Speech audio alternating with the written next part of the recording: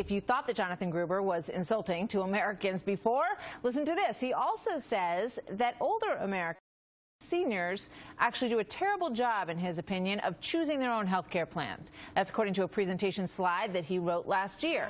And Representative Michelle Bachmann joins us now. Representative, good to have you here tonight. Thank you, Martha. Good to be with you. So what's your take on this? You know, is this just about Jonathan Gruber? He's unappealing. He's saying things that upset people, and it really doesn't have an impact on the underlying law?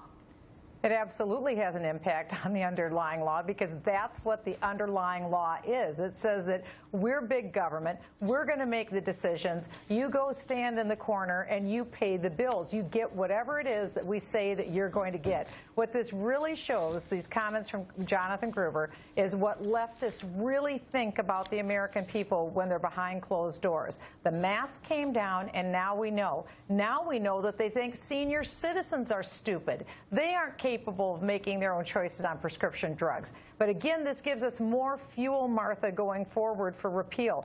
The night that Obamacare passed, I was on the floor of the House of Representatives. I went back to my office. The next morning, we introduced the repeal of Obamacare. That's the heart of the American people. We believe in freedom, and we believe in choice. Whatever happened to the old mantra, women's lives, women's freedom, it's all lost in this bill. And that's why I think in the future, women, millennials, senior citizens, Americans of all walks of life want the highest quality health care at the lowest possible price and the best access for everyone. That's not Obamacare. Leftists don't give Americans that option. So now we see what the leftists really thought about us. That's why this will be rejected once we have a new president in 2016, and we will finally get very good, high-quality health care. All right. Well, you heard perhaps one of my previous guests who said, you know, the enrollment period is opened. It's going well. They're getting more and more people to sign up. So, you know, he feels that this Jonathan Gruber is something that's going to wash away, because a lot of people are going to be really happy with what they have. Well, that's all happy pink fog, because it's not true. It's not what's happening on the ground. We have a lot of people that have trouble getting into these websites. The other thing, Martha, is sticker shock.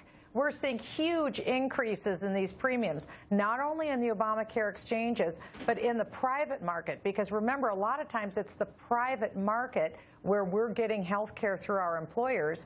It's the private market that has to offset government programs, whether it's Medicaid or whatever government program. So the costs are going through the roof. Everything President Obama offered is not happening. To me, the biggest one people need to remember, President Obama promised us that our health insurance premiums would reduce $2,500 a year.